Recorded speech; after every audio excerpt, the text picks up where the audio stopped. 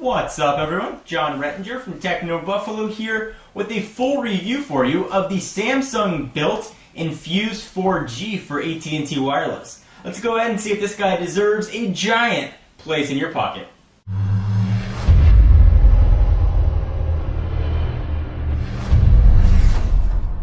Alright, so before we get to the review, let me remind you about the specs of this guy, and it is packing quite a punch. First and foremost is its giant 4.5 inch, and that's 4.5, not 4.3, Super AMOLED Plus display with a resolution of 480 by 800. It's being powered by a new generation, or second generation if you will, 1.2 gigahertz Hummingbird processor. It is a 4G phone, and that's AT&T's HSPA Plus variety. This is the first Cat 14 device, which can get you a maximum speed of 21 megabits per second down. It's got HSUPA support, that's Cat 6, so you should get pretty fast uploads. It, on the back, is rocking an 8 megapixel autofocus camera with LED flash. You can shoot video at 720p. That's not the only camera. The front is going to give you a 1.3 megapixel shooter. It's got an FM radio, and this big guy is rocking a 1750 milliamp hour battery. It's got Android 2.2 with TouchWiz below the hood. Alright, so now let's get into the review. Doesn't matter what the specs are, it doesn't matter how big or little the phone is, it's not going to make good phone calls, it's not going to be much use to you. So when I review phones, I do a 20 call test throughout my area of Southern California. Now these results may vary, obviously, depending on your service area, but they are representative, at least, of the Southern California location. Call quality was a little bit on the tinny side, about a quarter of the time. When I was making phone calls, people were able to tell that I was on a cell phone. They said it was okay and they could hear me fine, but it didn't sound as crystal clear as other phones have, and that only happened about a quarter of the time. During that 20 call test, I had no drop calls. That's a very strong antenna, actually. I was able to pull in pretty solid HSPA Plus support. You can see right there wherever I was. And generally, other HSPA Plus phones I've had, been able to get maybe 3 or 4 bars, sometimes 2. This one was able to pull in a very strong signal, which also is going to lead you to believe that if you're in a fringe 3G area, or if you don't get the best service in your home, you might be able to pull in 1 or 2 bars, at least to make phone calls, if you're in not the best service area. So, nice antenna. Speakerphone was actually pretty decent. I'll give you guys a quick demonstration here. Speakerphone is really important to me. I figure it might be important to you guys as well. So I'll just do a quick 611 call. Let me go ahead and cover this up, because people's phone numbers like to pop up. There we go. We'll go 614. That's not going to work. But at least you'll hear something. Your call cannot be completed as dialed. Please check the number and dial again. Alright, speakerphone was really loud, quite nice, and comes out through those 2 little speaker grills down there. So if you are a speakerphone user, if you want to use this for conference calls or even while driving, which I don't recommend, this is going to give you nice sound. So now let's talk about the hardware. When you look at this thing, it's a big phone, and it's a big phone because of the screen, certainly not because of its girth, which is always a funny word. It's got a 4.5 inch screen, and you think that's going to be giant, but really it comes out to being a very nice size and feels good in the hand. We'll talk about that in just a minute.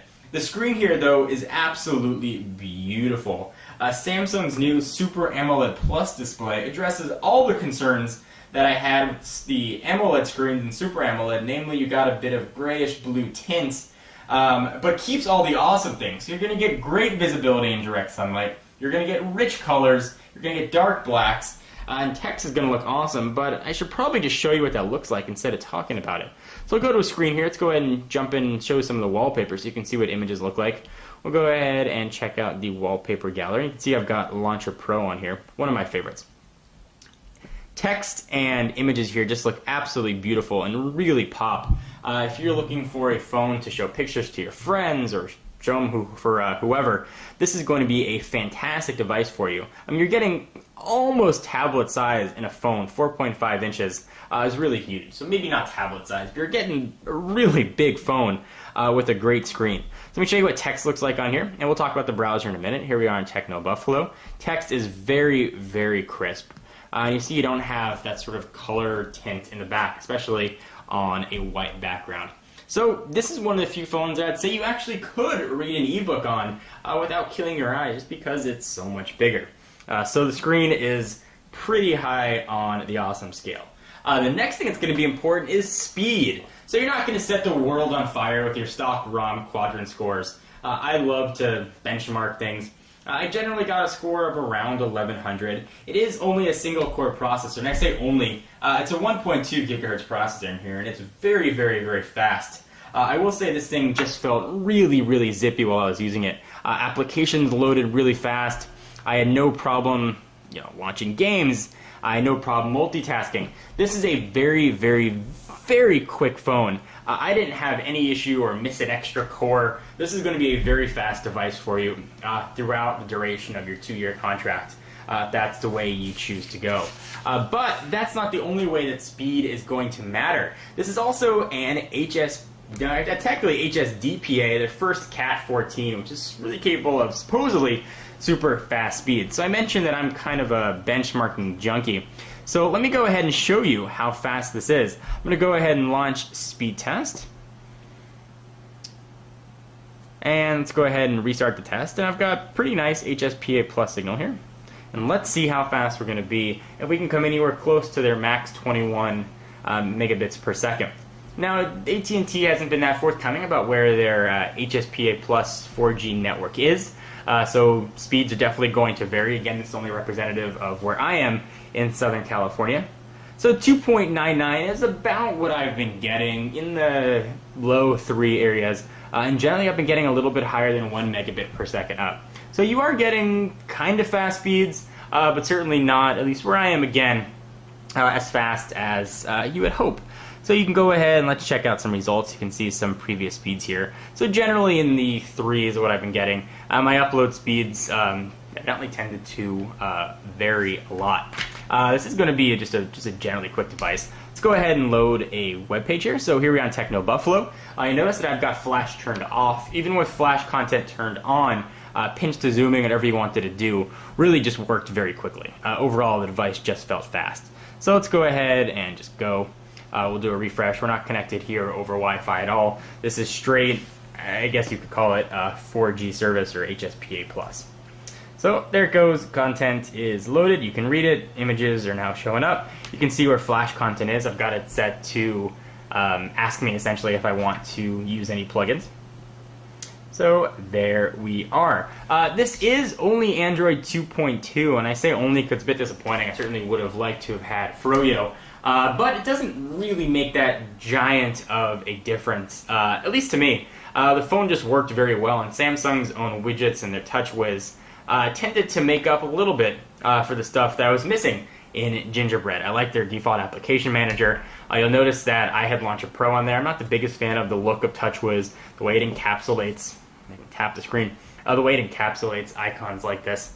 Some would say kind of Apple-like. I think Apple would certainly say that. So using third-party launchers is a way to eliminate that. It's one of the great things about Android. You can customize the heck out of the device. So I didn't mind that it had Froyo that much. I would have liked that if, just to have the latest build of Gingerbread, but supposedly that will be coming. So with a phone this big and a phone this thin, my first question was, how is battery life going to be? And this 1,750 milliamp hour battery, it's a big battery, actually was able to get me through a full day really easily. And that's with checking 2 accounts connected to Exchange servers, a lot of phone calls, huge amount of web browsing. This thing really got through a full day of heavy use with about almost 40% of the battery left, so you could technically probably get through 2 days if you used it judiciously.